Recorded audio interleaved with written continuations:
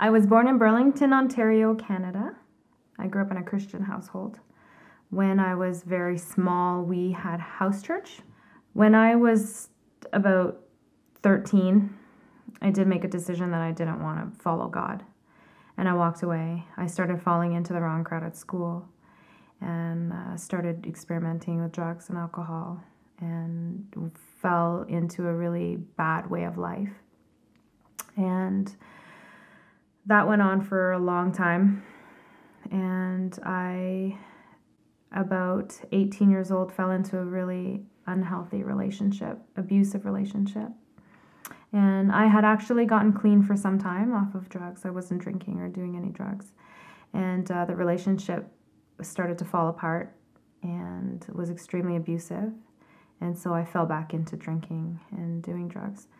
And there was a night where I lay down in my bed and actually had a waking dream. And God showed me what would happen to me if I died that night. And that was really terrifying for me. And it was a picture of what eternity would look like separated from God. And it was horrifying, terrifying. I was screaming and crying and asking and begging for another chance. And the only thing that I really could remember feeling was that this was it. It was over, and I wouldn't have another chance. And this was going to go on forever. There was no end. And that night, something in my heart really changed. And I remember the more I screamed, the more I fell to my knees, and I remember begging God and saying, please, God, please, I don't want to die. I'm not ready to die. Please, please, please. And as I screamed and cried, there was a light that started shining above my head, and it got brighter and brighter. And there was just a moment of clarity where God showed me that, you still have hope and there's still a chance.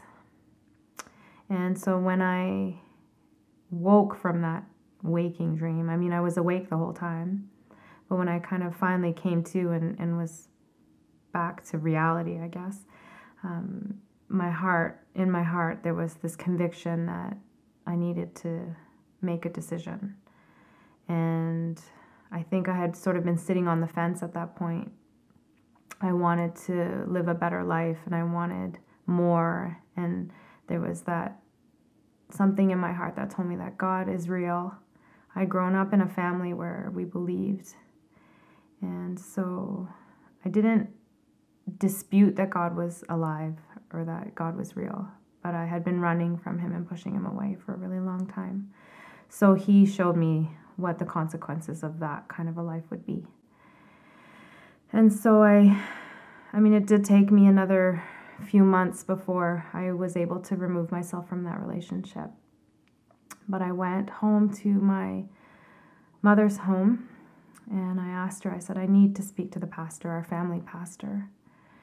And so for the last few months after this had happened, I had been really questioning God and wondering what was going to happen.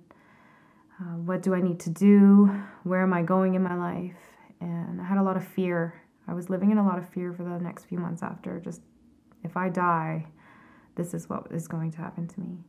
And so I went home and I asked my mother, I said, I need to speak to my pastor, or to our family pastor. And so we set up a meeting, and I sat down and I told him the whole story.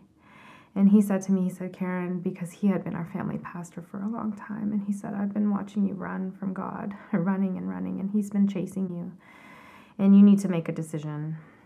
And he said, you need to just ask God into your heart. And so at that moment, I was willing to do anything. I said, I will do anything. Just tell me, what do I need to do? And so I got on my knees and I just prayed, and I asked Jesus for forgiveness. And I asked him to come into my life and to show me how to live. And I just told him I don't want to die and be separated from you.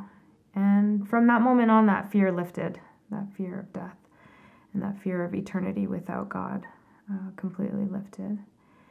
And so that was I would say the turning point in my life. That was my conversion. There was definitely a long road after that. I didn't all of a sudden become a saint by any means, but that was where it really started for me.